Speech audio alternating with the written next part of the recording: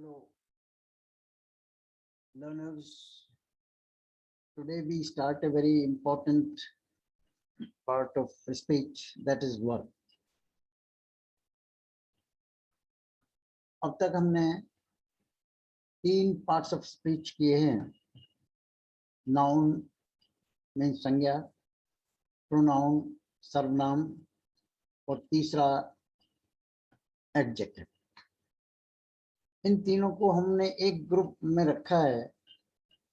पहला ग्रुप जिसमें noun, pronoun और एडजेक्टिव आएंगे, ये हमने कंप्लीट कर लिया है, क्योंकि हमने आपको बताया नाउन से रिलेटेड है प्रोनाउन, क्यों नाउन के स्थान पर प्रोनाउन आता है, और इन दोनों की विशेषता बतलाने वाला शब्द एडजेक्टिव कहलाता है। उसी को हमने एक ग्रुप इस तरह से ग्रुप बनाया। Now we pass on to second group, और पार्ट्स ऑफ स्पीच है चौथा नंबर, वर्ब। ये सबसे इम्पोर्टेंट पार्ट ऑफ स्पीच है, क्योंकि इसी से वाक्य के टेंस का पता लगता है। और ये कई तरह की वर्ब्स होती हैं जो हमें जाननी बहुत ज़रूरी है, तरह तरह के क्वेश्चंस बनाने के लिए और अपने टेंस को पहचानने के लिए हमें इनको जानना ज़रूरी है। तो हम आज वर्ब से शुरू करते हैं, और हिंदी में इसको कहते हैं क्रिया। इंग्लिश में सिंपल वर्ड्स में कैसे कहेंगे इसको? A doing word telling about action और स्टेट एंड टेंस। यानी ये ऐसा शब्द है जो हमें कार्य करने के बारे में बताता है, कौन सा काम हो रहा है, और उसकी स्थिति के बारे में, किस समय हो रहा है, और समय के बारे में बताता है कि कौन सा समय यानी काल कौन सा है। टेंस और टाइम का मैं बता दूं आपको, इनमें दोनों में अंतर है। टाइम चलते हुए समय के कहते हैं। टेंस 3 तरह का होता है, प्रेजेंट, पास्ट एंड फ्यूचर। तो इसके बारे में भी क्रिया से ही हमें पता लगता है। हिंदी में आप जानते ही हैं, प्रेजेंट माने वर्तमान, पास्ट माने अतीत, बीता हुआ समय, और फ्यूचर माने आने वाला समय जो अभी आया नहीं है, उसको हम फ्यूचर टेंस के हिंदी में कहेंगे भविष्यवाणी। तो अब वर्ब की बात शुरू करते हैं। ये वर्ब के बारे में अभी आपको बताया मैंने। ए डूइंग वर्ड यानी काम करने के बारे में बताने वाले शब्द को हम क्रिया कहते हैं। जैसे वह पढ़ता है, तो क्या काम हो रहा है इसमें? पढ़ने का। मैं देखता हूँ, मैं क्या काम हो रहा है इस वाक्य के अंदर? देखने का। तो डू, सी, व, come, go, speak, write, listen, all these words are verbs. और ये फिर अलग तरह से इनको समझने के लिए हमने बांटी इनको। वर्ब ऑफ एक्शन यानी जिससे काम का पता लगे, उसको हम वर्ब ऑफ एक्शन कहते हैं, या इसको कहते हैं main verb of the sentence, या तीसरा इसके लिए शब्द है फाइनाइट वर्ब, यानी निश्चित बताता है काम के बारे में कि क्या काम हो रहा है। नाउ अब ये 3 तरह की क्रियाएं होती हैं, आपको अभी बताया। जैसे काइंड्स पहली है तो वर्ब ऑफ एक्शन। इस वर्ब ऑफ एक्शन दूसरा होता है वर्ब ऑफ स्टेट और लिंकिंग वर्ब। यानी स्टेट माने स्थिति, कोई चीज है, कोई चीज थी, या कोई चीज होगी, उसको हम वर्ब ऑफ स्टेट और लिंकिंग वर्ब कहते हैं, जोड़ने वाली क्रिया। ये पास्ट में है, इनमें आती है is am are, sorry present में इज एम आर आती है, पास्ट में वॉज वर, और फ्यूचर टेंस में विल बी, शैल बी से टेंस को व्यक्त किया जाता है। ये वर्ब ऑफ स्टेट थी। तीसरा है ऑक्सिलरी और हेल्पिंग वर्ब्स। इनमें ऑक्सिलरी हेल्पिंग वर्ब्स क्या होती हैं? जिनसे हम नेगेटिव बनाते हैं या क्वेश्चन बनाते हैं वाक्यों को, उनमें जिन क्रियाओं की जरूरत पड़ती है, बी, डू, हैव है वो, उसके बारे में आगे बताएंगे। अब हम सबसे पहले आपको वर्ब ऑफ एक्शन के बारे में थोड़ी जानकारी देते हैं। ये 3 तरह की होती है वर्ब ऑफ एक्शन। 3 तरह क्या है? ट्रांजिटिव वर्ब, यानी हिंदी में इसको कहते हैं सकर्मक क्रिया। सकर्मक का अर्थ क्या हुआ? कर्म वाली क्रियाएं, यानी ऐसी क्रिया जिनमें कर्म लाना आवश्यक हो वाक्य के अंदर, उसको हम सकर्मक क्रिया कहते हैं। It needs object to complete its sense. English में इसका क्या डेफिनेशन हुई? Transitive verb needs some object to complete its sense, यानी भाव को पूरा करने के लिए इस क्रिया के बाद कोई न कोई शब्द कर्म के रूप में लाना जरूरी है। फॉर एग्जाम्पल राइट, कुछ क्रियाएं मैं बोलता हूँ पहले। Write, buy, take, bring, throw, find, give, call. क्या अर्थ है? पहला लेते हैं हम, जैसे राइट, राइट माने लिखना, मैं लिखता हूँ। अब ये वाक्य पूरा नहीं हुआ, मैं क्या लिखता हूँ ये आपको बताना पड़ेगा। आई राइट ए लेटर। दूसरी क्रिया है वर्ब, बाय, बाय माने खरीदना, आप खरीदते हैं, यू बाय। ये सेंटेंस पूरा नहीं हुआ, इसके पूरा करने के लिए इसमें आपको कर्म यानी ऑब्जेक्ट लाना जरूरी है। You buy a ball, you buy a pen, you buy your book. इस तरह से इसके साथ आपको बुक, पेन, इस तरह की चीजें लानी पड़े। ऐसे ही टेक, टेक माने लेना, वी टेक, हम लेते हैं। क्या लेते हैं? तो इनकम्प्लीट रहेगा सेंटेंस, इसलिए इसके साथ लाना पड़ेगा। We take furniture out, we take a bag with us, we take this road to go to some place। इस तरह से इनकी टेक के बाद भी आपको कर्म लाना जरूरी है।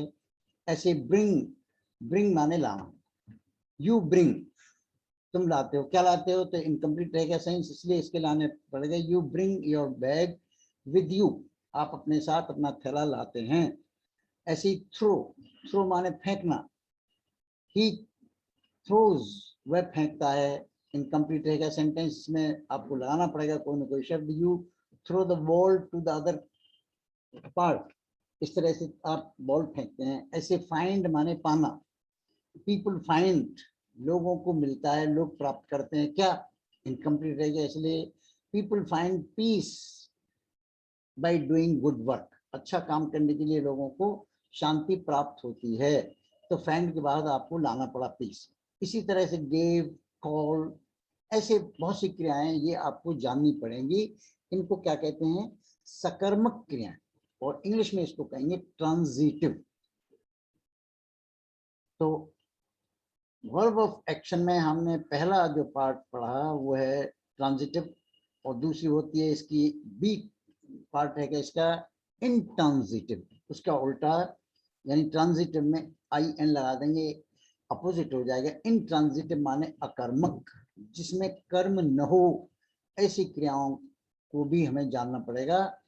It does not need any object to complete its sense. कैसे?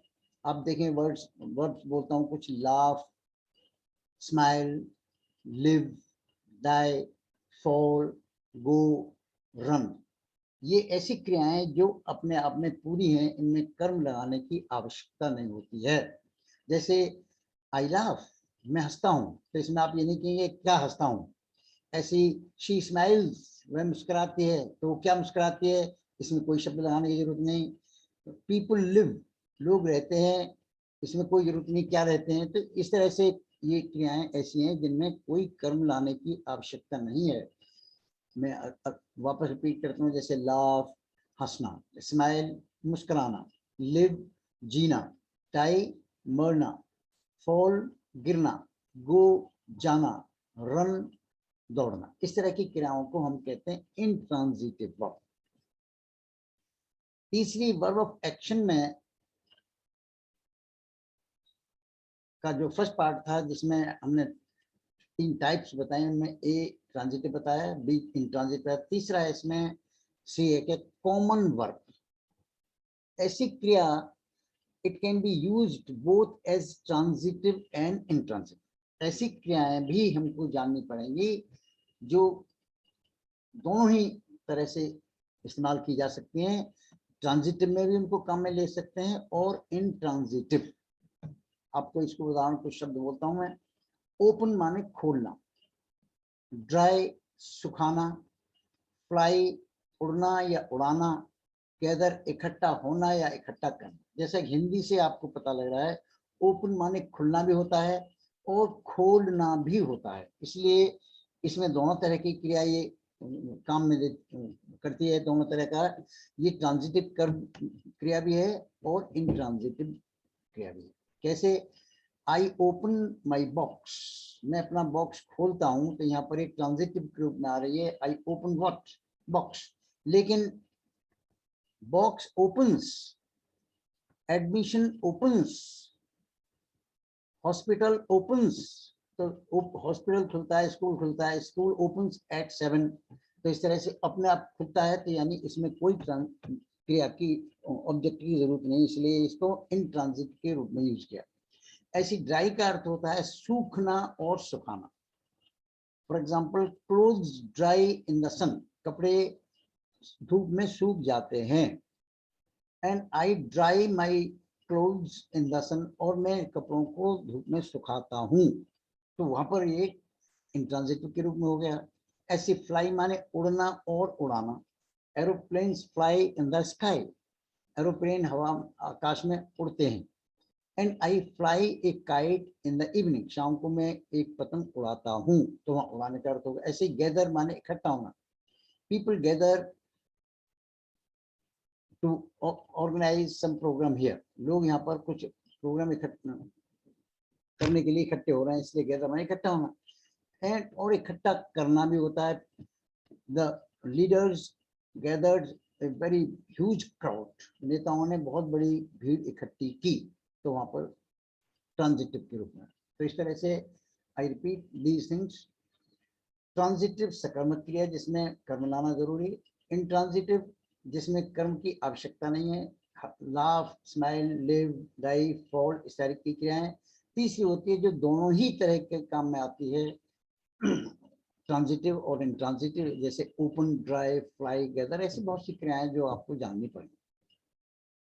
ये हमारा एक हिस्सा वर्ब ऑफ एक्शन में, ये तीन तरह की आपको बात बताई मैंने, तो ट्रांजिटिव, इंट्रांजिटिव, कॉमन। अब तीन तरह की बात आपको बताई टाइप्स ऑफ वर्ब्स में। पहली मतलब वर्ब ऑफ एक्शन, ये अभी तक हमने जो आपको डिस्कस किया वो था वर्ब ऑफ एक्शन का part. Now we pass on to second part of the verb, main verb, that is verb of state. इसको कहते हैं हम स्थित, किसी चीज के बारे में, होने के बारे में बताता है वर्ब ऑफ स्टेट, यानी स्थिति क्या है। और लिंकिंग वर्ब, इनको आप जाने, ये एक ही क्रिया है, इसको आपको जाना पड़ेगा। टू बी, बी होता है, बी माने होना। टू हर क्रिया, ये मैं बताता हूँ आपको एडिशनली कि आपको क्रिया की, हर क्रिया की फर्स्ट फॉर्म के आगे टू लगा हुआ माना जाता है। उसको यूज करते समय हमें ध्यान रखना पड़ेगा कि इसको लगाना है या हटाना, ये आप अभ्यास से सीखेंगे। बी माने होना, इसको मेन वर्ब की तरह भी यूज कर सकते हैं, बी को, होने को, और हेल्पिंग वर्ब की तरह भी यूज कर सकते हैं। अब आप देखेंगे टू बी बहुत इंपॉर्टेंट वर्ब है, इसको अच्छी तरह सीख लें आप। है क्या? बी माने होना, कैसे इसको यूज करते हैं? मेन वर्ब की तरह। इसके तीन पार्ट्स हो जाएंगे प्रेजेंट में। इसका बी का बन जाएगा is, am and are. Is माने है या होता है, एम माने हूं या होता हूं, आर माने हैं या होते हैं। कैसे यूज करेंगे? दिस इज माई बुक, यह मेरी पुस्तक है। अब बी का एक वचन के साथ क्या आता है? Is. He is very gentle, वह बहुत ही सज्जन व्यक्ति है। तो ही इज जेंटल, वह सज्जन है, तो यहाँ पर इज आया। I am curious to know about you, मैं आपके बारे में जानने के लिए उत्सुक हूँ। मैं खुश हूँ, आई एम हैप्पी, तो आई के साथ हमेशा एम आएगा, बी की फॉर्म प्रेजेंट टेंस। और बहुवचन के साथ प्रेजेंट टेंस में बी की फॉर्म हो जाएगी आर। ध्यान रखना, you is considered always plural. You को हमेशा, यू के साथ हमेशा हम बहुवचन की क्रिया का प्रयोग करते हैं। हालांकि चाहे यू हम एक व्यक्ति को कह रहे हो, चाहे ज्यादा व्यक्तियों को कह रहे हैं, तो भी कहेंगे। अब जैसे एक व्यक्ति को हम सामने बोलते हैं, you are a good man, आप एक अच्छे आदमी हैं, तो you are speaking to only one person. तब भी हम उसको यू कह रहे हैं, तो उसके साथ हम आर लगा रहे हैं। तो you are a good man, इस तरह से, ठीक है। तो आर है क्या, हमेशा यू के साथ आर आएगा। ऐसे ही बहुवचन जो और हैं, जैसे they are, we are, you are, people are, boys are, girls are, इनके साथ आर लगेगा। आई के साथ केवल अकेले के साथ एम लगेगा, लेकिन ही और शी और इट, इनके साथ इज लगेगा, बी की form. He is, she is, it is, this is, the boy is, इस तरह से इज लगेगा, the boy is running, boy is intelligent, इस तरह से इनको हम यूज करेंगे। तो बी की फॉर्म प्रेजेंट टेंस में 3 रूपों में होती है, इज एंड आर। इसके बाद इस बी की दूसरी पास्ट टेंस में क्या फॉर्म हो जाती है, ये आपको जानना पड़ेगा, वॉज एंड वर। नोट कर लें, ये बी की पास्ट टेंस में फॉर्म बनती है was. Was is used with singular subjects, एक वचन कर्ताओं के साथ बी की पास्ट टेंस में वॉज यूज किया जाएगा। He was my class fellow last year, वह मेरे साथ मेरा कक्षा साथी था पिछले वर्ष। She was also my class fellow, वह भी मेरी कक्षा साथी थी। Vibha was our class teacher, Vibha हमारी कक्षा की अध्यापिका थी। तो वॉज आ रहा है एक व्यक्ति के साथ पास्ट टेंस। वर बहुवचन के साथ आएगा हमेशा। बहुवचन क्या होते हैं, यू, वी, दे, इस तरह इनके साथ है। You were in the same compartment, तुम भी उसी कंपार्टमेंट में थे, तो बहुवचन के साथ आएगा। they were in the room when we went there, जब हम गए उस समय वो कमरे में ही थे, they were in the room। were, ऐसे ही people were eager to know me, लोग मुझे जानने के लिए उत्सुक थे, were eager to know about me, इस तरह। तो क्या होता है, बी की पास्ट टेंस में was and were यूज करेंगे। फ्यूचर में इस बी की फॉर्म बन जाती है will be and shall be। will be shall be में क्या अंतर है, ग्रामेटिकली हमेशा हमें जानना चाहिए सही होता क्या है। will be सभी कर्ताओं के साथ प्रयोग होगी, लेकिन shall be केवल फर्स्ट पर्सन, जो आपको सिखाए थे पहले, I और we, shall आता है इनके साथ, I और we फर्स्ट पर्सन होते हैं, इनके साथ हमेशा shall be आएगा। यहाँ पर सिंगुलर प्लूरल का फर्क नहीं है। जैसे शाम को हम ग्राउंड में होंगे, we shall be in the ground in the evening। इसी तरह से I shall be with you in the train, गाड़ी में मैं आपके साथ ही हूँगा, I shall be with you। तो I shall be या we shall be, ये हमेशा इन दो के साथ ही shall be आएगा, बाकी सब के साथ will be। Our exam will be in March, they will be our class fellow next year, and you will be helpful to others, तुम दूसरों के लिए सहायक होगे।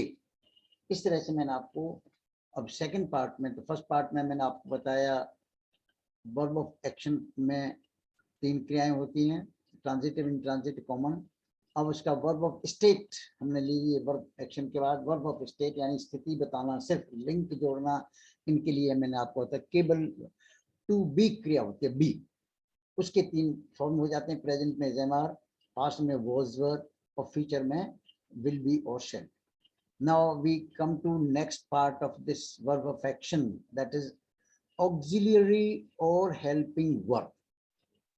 ये बहुत इंपॉर्टेंट है, एक तरह से कहूँ कि ये 4 गुना ज्यादा इंपॉर्टेंट हैं सिंपल सेंटेंसेस की बजाय, यानी जो अब तक क्रियाएं सीखी हैं इन क्रियाओं से 4 गुनी ज्यादा हैं, क्योंकि बिना ऑक्सिलरी वर्ब्स के या हेल्पिंग वर्ब के हम कोई सेंटेंस ना तो नेगेटिव बना सकते हैं, ना इंटरोगेटिव बना सकते हैं, ना आश्चर्यबोधक बना सकते हैं, इसलिए इनको जानना और भी आवश्यक है।